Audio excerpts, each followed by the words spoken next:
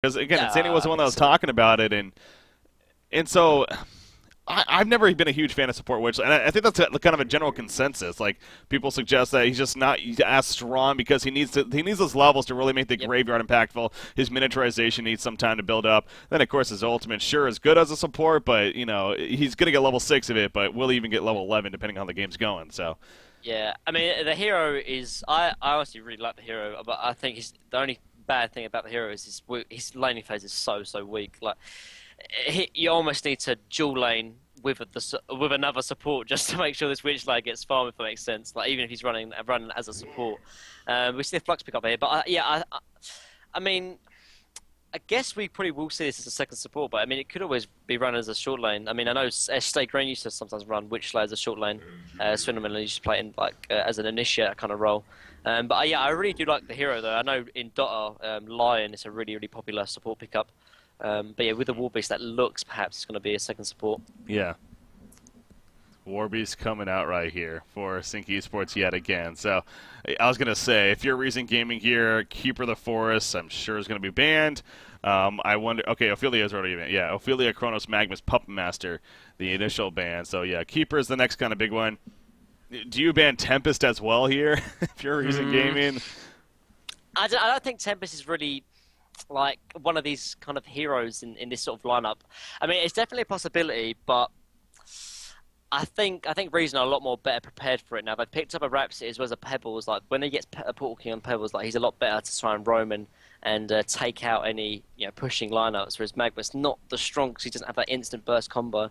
So I don't think Tempest would definitely warrant a ban. But I mean, you can do it if they're scared of it. But I don't think Zinc are going to pick up the Tempest. But they do ban the Tempest anyway there, just to make sure it's just saying. If you're uncomfortable in playing it, like even if you don't think the enemy team's going to pick it up, it's good just to get out of mind, Yeah, just make sure that it doesn't happen. And yeah, obviously that's what the bans are for in the end. Both it makes a strategy and as well as just comfort factor. And that's what we see it coming out here. So Electrician again taken up by CiC. We all know Zane playing that Electrician. He plays it a bit and plays it very well. So understandable. We saw that the first game as well. CiC on the Flux pickup, by the way, and that's kind of interesting. There is seeing that. The Flux coming out. I mean, Engineer was obviously the response for Reason Gaming, but Flux and Warbeast just together alone just don't seem like the... And, Witchslayer kind of thrown in there. He's not really an AoE kind of support hero. He's more of the single target. So, is that almost odd to you, or is still just Flux just a strong hero? Yeah, I mean, it is very odd, but I know, like, going back to Willowkeeper, like, they always run a Flux, even if it's not, like, paired with an Engineer or sort of some kind of AoE. Like, the hero's really strong. It's really strong in the laning phase, but, I mean, it has the potential for late-game carry as well, but it's just how strong and heavy he is. And the Magnetic Surge obviously scales depending on how much strength he's got, so it can work into the late game as well. I mean, I think, the extra sort of synergy with AoE lineups is even preferred, but at the same time, Flux on its own isn't a bad hero, to say the least. Yeah, and they definitely play it very well. I mean, again, Keizu and Mickey, they've kind of switched off between playing it, so we'll see who ends up playing it this time around, depending on how the laning goes. Back over to Reason Gaming. Oh, no, they banned Slither, it looks like, after the Pharaoh ban coming out. So now one more ban again to come for CiC Esports, and then into the next tier of picks we go. They're down to 30 seconds already, once again, on the extra time here. So you see Reason Gaming, they got the dual support already with that Pebbles. You think, well, Swiftblade's kind of, in this case, seems like it could be a pretty viable option. And it may be, but at the same time, I don't think so, because Swiftblade and Pebbles aren't the strongest of solo laners, and if you're going to end up tri-laning with like the Swiftblade, then obviously it leaves the Pebbles on the short lane or the mid lane, and he's not the strongest solo hero. He needs to kind of be sat. I mean, they could obviously do 2 dual lanes, which is definitely a potential and a probability, but I don't think we'll see Swiftblade just because it either ruins, Swiftblade's farm or even Pebble's farm, depending on which one is solos.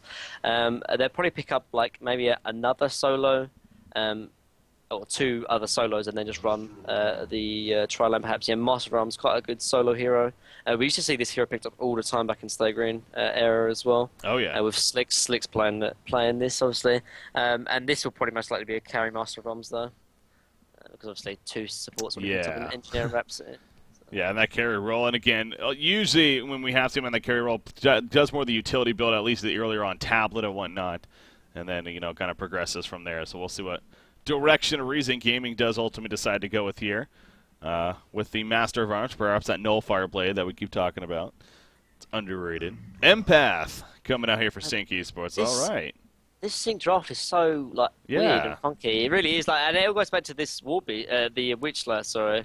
But as well as Flux and Warby's being on the same team, it's kind of weird, I guess. But I mean, I guess we'll see how it's going to work out.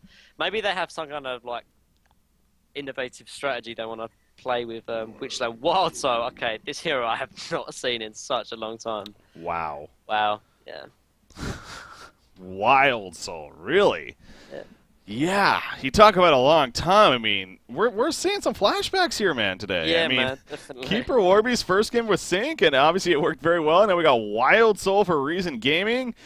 I mean, is this going to work out well for them? It's, you know, so, I don't know. Yeah, I mean, the one fault I can say with Wild Soul is that the reason why we didn't see Wild Soul is because, you know, the meta was all like early push, early team fight, kind of, you know, 50 minutes, group up as 5 and try and, you know, take a team fight. And Wild Soul obviously couldn't, you know, offer anything in those 50 minutes. He needs that mock of brilliance. But I mean, Reason Gaming definitely offers, you know, the early potential to try and, you know, secure the late game with Wild Soul. So I mean, I think the draft can definitely work. But we see a Soul Stealer pick up actually here coming out from the CiC. So, man, this is so weird. This draft coming out from CiC, it's really kind of funky. Yeah. I mean, even Reason Game is somewhat kind of funky though with Wild Soul and Master of Arms. This is going to be a weird and interesting game, I guess. But it certainly is. I mean, I don't even know what to expect with lanes for Reason Gaming. To be honest, I mean, do you think they run the trial lane here, or are they going to do the 2-2-1 here instead? I mean, I don't like whenever I run like a dual lane, like you kind of want the hero to be good enough to have like that kind of farm on it. Like it's kind of like if Master of Arms has the potential to solo, then at the same time he can't be that strong, if that makes sense, because he has the potential to solo. Like if you like look at it as if like, you know, Mage Bane, really strong carry, but he can't, you know, solo, if that makes sense. Yeah. And if you sort of dual lane the Master of Arms, then you're kind of taking away the potential of the hero. You might as well, you know, you could have picked another hero if he's going to end up being, you know, sat. And so that's why I'd like to see a trial lane. But at the same time, you know, the Wild Soul would have to go bottom or mid, and it's just kind of weird. Like this draft is really putting me, I don't know what's going to happen, honestly. Like I think it's going to be an aggressive trial lane coming out from Reason, and then they can solo the Master of Arms and Wild Soul. Because if they're going to dual lane the Master of Arms, then why didn't they pick another hero that would have been better for the farm? Like, I mean, Master of Arms is a good hero, but he's really strong because he has that good solo potential as well as, you know, the utility and the ganking and sort of, you know, the carry potential. But if you're going to sort of focus farm on him, then you should have just picked a different hero, because I don't think the hero is that strong. Yeah, again, just seeing this Wild Soul, man. I'm just trying to.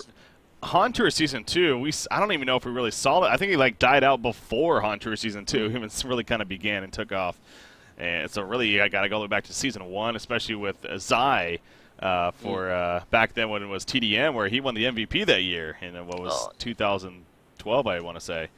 And deservedly so, and a lot of it had to do with his Suicide Wild Soul play, especially. Yeah. So it has been a while. I know he did get slightly nerfed with his Entangle, I guess, but outside of that, I mean, this hero really hasn't changed a whole lot.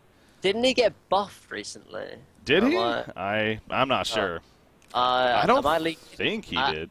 I don't think. Am I leaking SPT? Maybe he's going to get buffed. I don't know. I'm looking. I don't think so, though. Maybe he didn't. Then maybe changes to happen. Who knows? I mean, it would make sense. I mean, again, this is a hero we just never seen, and I don't think he's the most popular non-competitive hero either. So to have buffs coming wouldn't be out of the question. I'll say that much. But he's kind of a Yeah, I was just like, the hero is so strong though in the late game, because like, I mean, particularly with his Boba, like if he gets a lot of items, he pushes house so quickly, and just the hero itself is just such a strong late game sort of hero, because you're almost like doing all the damage through your bear while having the sort of security and safety of having your Wild Soul in ultimate form, just sort of staying back. It's kind of like having like a lot of damage coming out from a carry hero without, you know, the potential of really killing him. So like, the hero is just so strong. If he gets into the late game, it's just the early phase that can really be lacking. I mean, there's so many times where you get so close to sort of winning against a Wild Soul, but then it gets into the late game and then he ends up carrying like 1v5. But the hero definitely has the potential. It's just insane. Tralf talked about this hero all the time when he was a co-caster, and he was obviously that's when the hero was really prevalent on the scene. He made the strong point that, I mean, it's hard to argue against him being the hardest carry in the game simply because he has 10 items or 12 item slots compared to every other hero having 6. So, I mean, that in itself, it's like, yeah, okay. Now we're talking about ultra late game, sure, but still.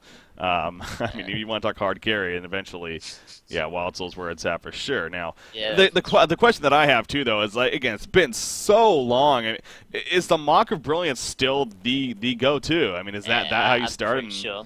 Yeah, I'm pretty sure it's like the way to go because, like, without it, Wild Soul farms so slowly, and obviously you need that kind of farming potential if you're going to be like going to carry. Like most carries, obviously have some kind of farming item, be it like Broom Cleaver or Nullstone or whatever. Like if you're a carry, you need some kind of farming mechanism to really boost your farm up even more if you're going to end up going to carry.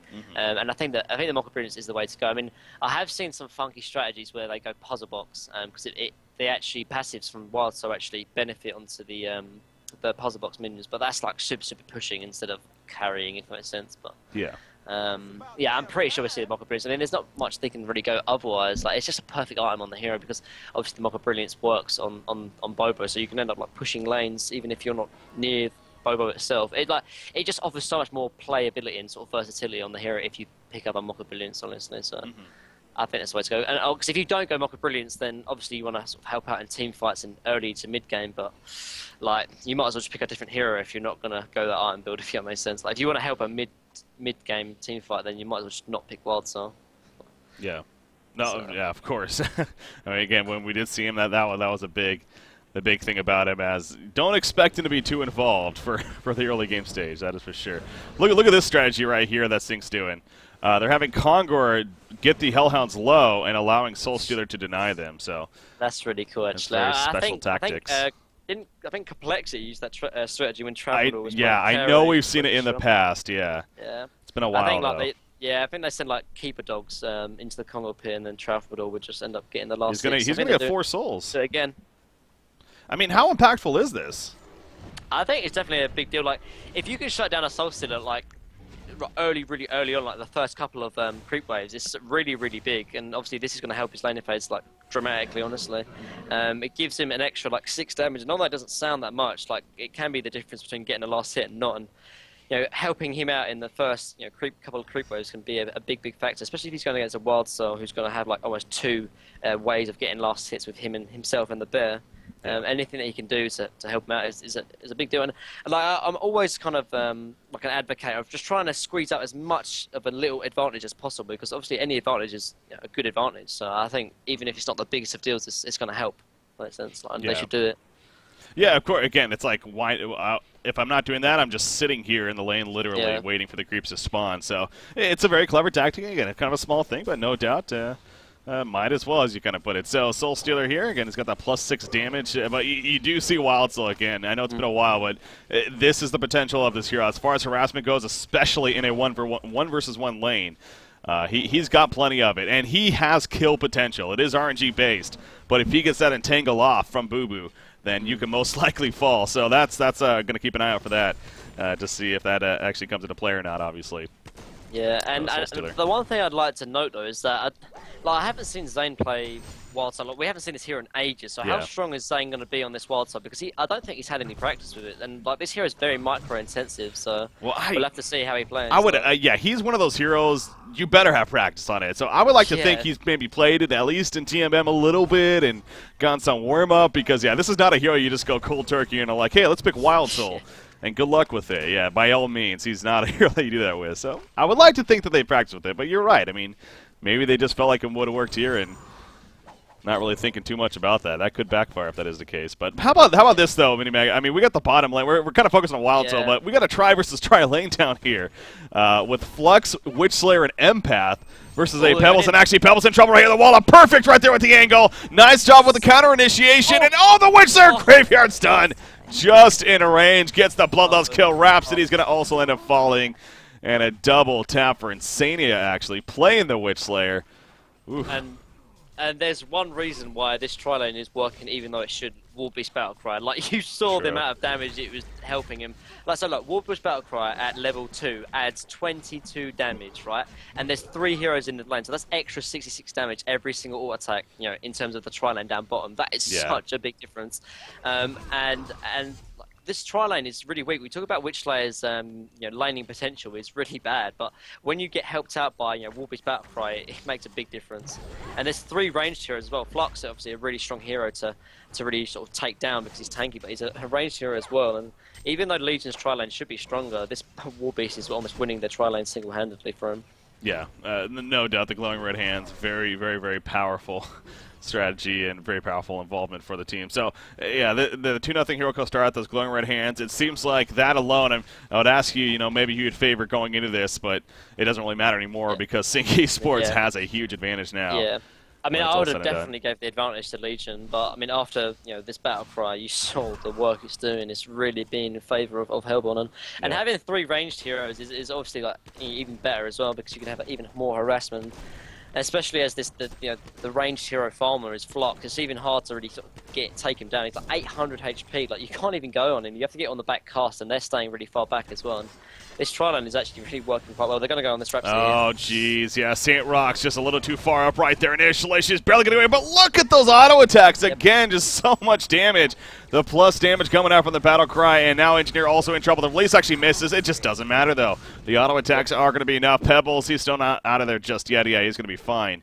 But, yeah, mix of those auto attacks and just, again, Rhapsody, she was really far up there, and the wall simply made her pay for that. So CiC just completely outplaying. Yeah, you're at a point, if you're the Legion team here, you need to make an adjustment because there's no way you can go to this bottom lane again. Yeah, and they're making the adjustment now. They're going top, and I think that's the way to go. But I mean, Reason are looking so bad already. Like we talked about how, you know, Wild Soul. Oh, they're going to the Pebbles as well. Oh, jeez, he was going for the haste. Actually, it's picked up by Witchslayer right in front of him. Warbeast does have a bottle.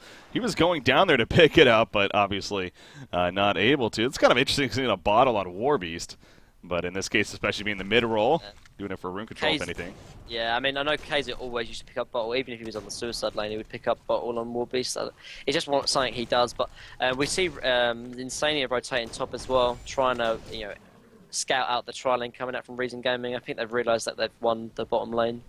And I think CiC are just going to try and follow the tri-lane wherever it goes, try and shut down his Pebbles, make sure Provost doesn't get his farm, because we talked about how when Provost gets his portal key, it almost becomes like insanely good player, and he just like it becomes even better and just opens up so much map control for his team. So as long as you shut down Provost, then CiC don't have that. Oh, I mean, Breeze don't have that much chance to sort of get back in the game.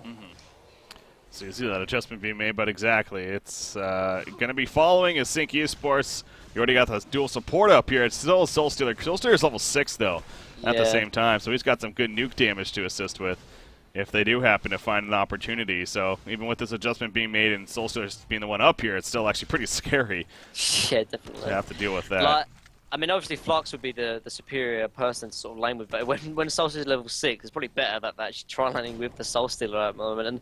And look at Reason, like, they can't even lane up here. Like, this is such a big deal. They can't lane bottom, they can't lane top, and like, this golden XP lead is going to get worse and worse and worse. Like, CiC are playing absolutely fantastic. Their draft has been on point completely in game 1 and 2, and it's showing because just, you know, of the laning phase. It's only 6 minutes in, and they're like 3,000 gold behind. I mean, it's looking very rough for Reason Gaming. Something needs to happen if they're going to get back into this game. Now, I also find it interesting with this middle lane matchup here. Master of Arms versus Warbeast. Warbeast actually winning the matchup by a comfortable lead here. Is that surprising? Yeah, definitely surprising. I mean, as we talked about how Master of Arms actually is quite a strong laner. I think Kazu must be playing. Top lane. Yeah, they're going to try to collapse right here on Empath. She walls off initially, but now she's on the run. Actually, Warby's coming in that level 6 form. Engineer probably going to be the one that's left behind. And eventually, damage down. Yeah, not much of a chance for him. He just saw, level 2 Engineer. I mean, not much he's going to do right there at that point. Well, he's still chasing on a Master of Arms, but by the time he does get to him, obviously the ulti form wearing off. But back to farm he goes. So yeah, a little bit surprised that he is ahead, but now with the kill on top of that especially. Actually, Zlap even getting credit for that kill, but still at least an assist for Warbeast. Looking very strong here across the board. I mean, right now we're in that case of the top 3 farmers all belong to CiC Esports, including that Flux, who's been literally free farming this bottom lane since they adjusted. But I talked like Reason have nowhere to lane now. Like they can only go jungle because they're gonna lose top, they're gonna lose bottom, what? And they're gonna like quad lane mid. Like it just doesn't work. Like it's just so bad for Reason gaming right now, and it just goes back honestly to really well played obviously coming out from CiC, but the draft is perfect. Like it shows how KZU's Warbeast is really just such a big factor in these both games. Honestly, like he played fantastic in game one, had like almost 450 GPM on like the suicide lane. It's just honestly this hero is just doing so much work in both of these games. So this also goes back to the Wild Soul factor. I mean, one of the big things you pointed out and you can remember from when we did see him is that, again, he's not going to be involved for a long time. He needs that farm. He'll be static. Guess what? When your team's also this far behind, that's where things get really bad for you. So they're not this is not the best spot to be in, to say the least, for Reason Gaming here. Like, I mean, you want to be ahead in terms of when you go with Wild Soul because, like, you're most likely going to lose the sort of mid game because it's going to be 4v5. But if you're behind when this happens, like, it's going to be so bad. I mean, he's so far from his Mocha Brilliance. Like, he's got like 100 gold. He's not even started on his Mocha Brilliance, and it's 8 minutes in already, and he's only 200 GPM. I mean, Pro Boss can't farm on a lane. Like, there's no way to farm any lanes. Like, that's why they've completely left top. And when you leave a lane, like, the golden XP is just going to skyrocket for the other team. I mean, Rhapsody's been the only one in this bottom lane whatsoever, so it's almost as like she's kind of just down here being solo. But actually, as I say that, St. Rock's going to be gone on. Easy kill coming out between Flex and Empath. Again, just nothing that Rhapsody could do right there.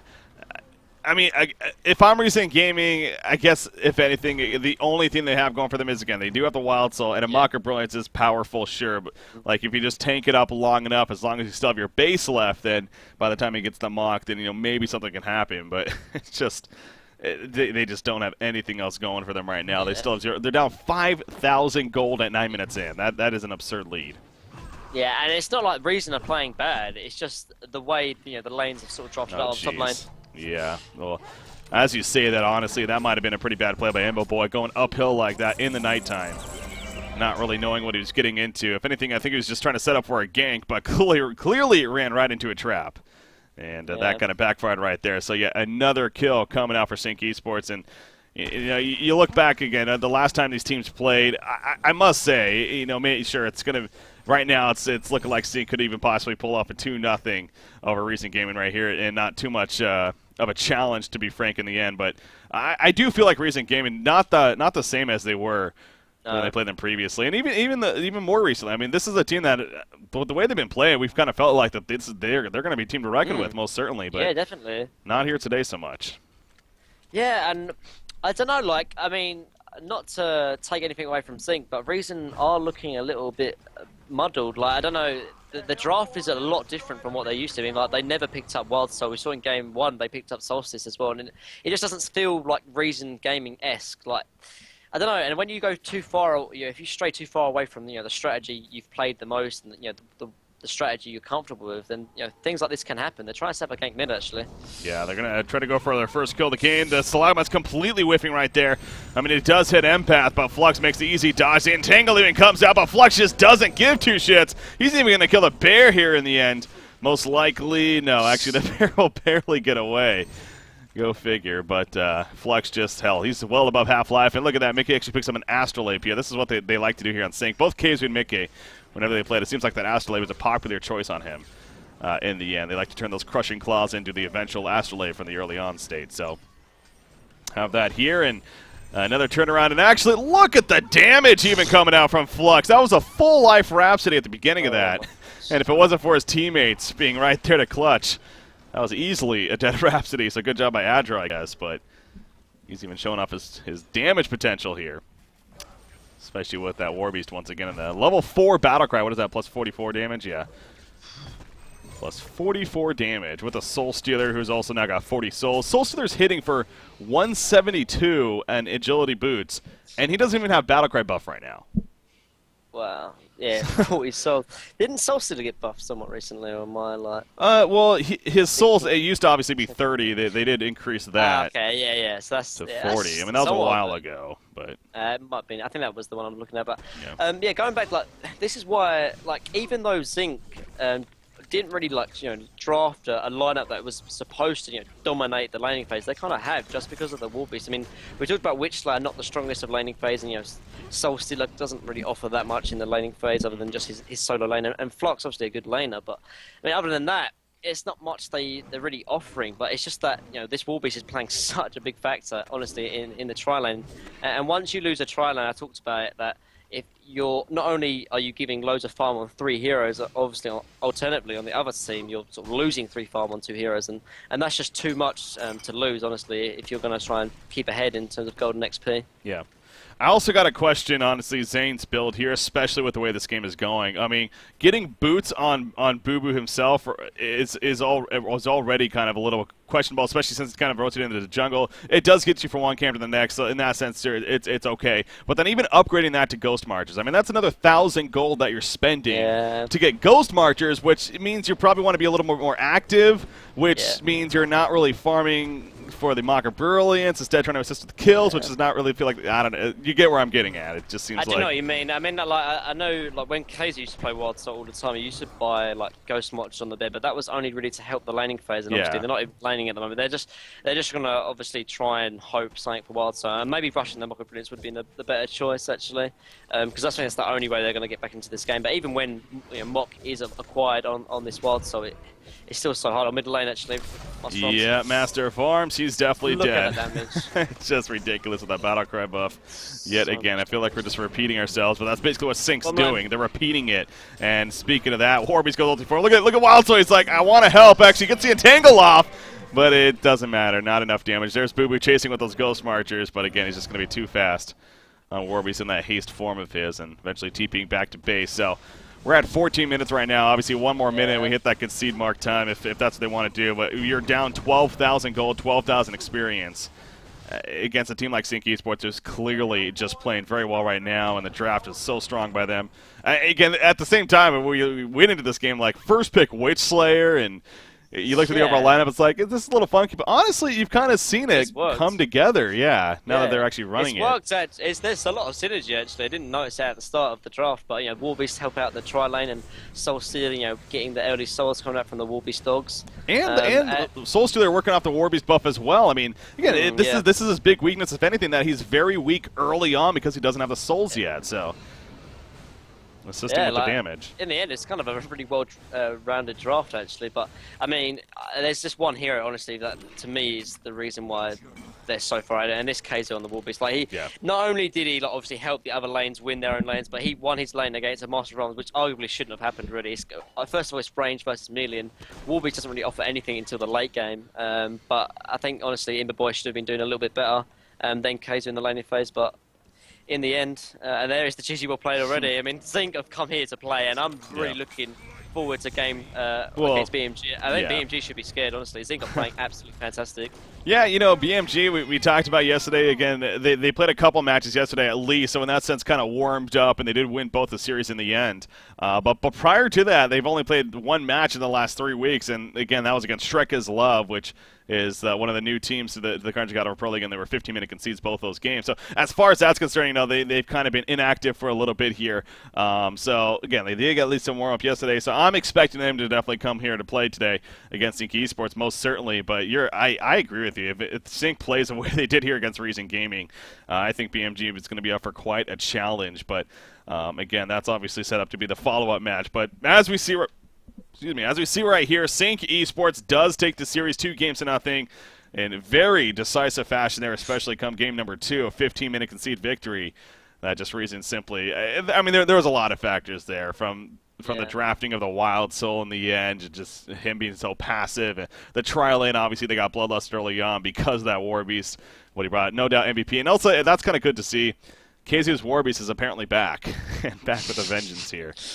Definitely. At least he can't snipe couriers as easily now. That's true. A little less cancer. That's true. But I wonder if BMG, I would like to think at least one of their players is maybe watching this series and maybe picking up that, okay, they're running Warbeast now again. At least KZ is playing that Warbeast again. Maybe we want to address that in this next series. I honestly would not be surprised to see a ban Warbeast depending on where they're at in the... definitely. first initial bans. Like, I mean, CiC are just playing so well. Like, they haven't really made a misstep this whole series. And like, one thing to note though is that it almost feels like CiC are playing against like 1500s. Like, they stomped game 1 and 2 without any really resistance coming out from Reason Gamer. Reason Gamer is probably the third best team in Hon, and CiC just absolutely wiped the floor with them. And I mean, CiC are looking so strong. I mean, I'm looking forward to the game against BMG, and I think that will definitely decide who is the top dog in Hon at the moment, honestly. Yeah, for the time being. Obviously, ultimately, in the end, you got the whole season to get through and then eventually the playoffs, but definitely this is going to be the first time they meet here in Cycle 2. First of the 2 times, and eventually, once again, into the playoffs, depending on that plays out and who wins it all. Now, BMG, they are coming off the season, or the Cycle 1 even, as the Cycle 1 champions for the Carnegie Cut of our Pro League. But CiC's trying to gain that throne, no doubt, for the time being. So, now, again, we're in an interesting place. It is 2:30 Eastern here. It's the default time for the match wasn't supposed to be until 4 p.m. Eastern, actually, which is 2200 Central European Time. Again, they were kind of scheduling for after this match, of course, and usually you like to give a 3-hour leeway as best of 3 is for that time frame. Anyways, again, this one obviously ending a little bit early. So with that said, I mean, I'm double-checking right now to make sure to see that if it's not going to be able to get bumped up. Usually they never really can because, if they commit to a time, then in this case BMG probably going to not be around until the 2200 Central European Time, which is understandable. So we're probably going to be about an hour and a half break right here, a little under that, just over an hour more so, and then we'll be coming back with a stream and then eventually covering BMG versus CiC. I am going to leave the stream on initially, but I'll come back to you guys with an update just to make sure before that we are indeed going to just wait for the default time and not get it bumped up. But Mini Maggot, I believe you plan to stick around and yeah, man, I'm looking forward to. I mean, I wouldn't course. miss that for the world. That game's going to be insane. I'm sure. Yeah, it always is when 2 teams like that get matched up, and no matter what's on the line, it seems like they always put on a great performance. Hell, the perfect example last time. The last time there technically was nothing on the line in the final match of the Carnegie Cut of our Pro League for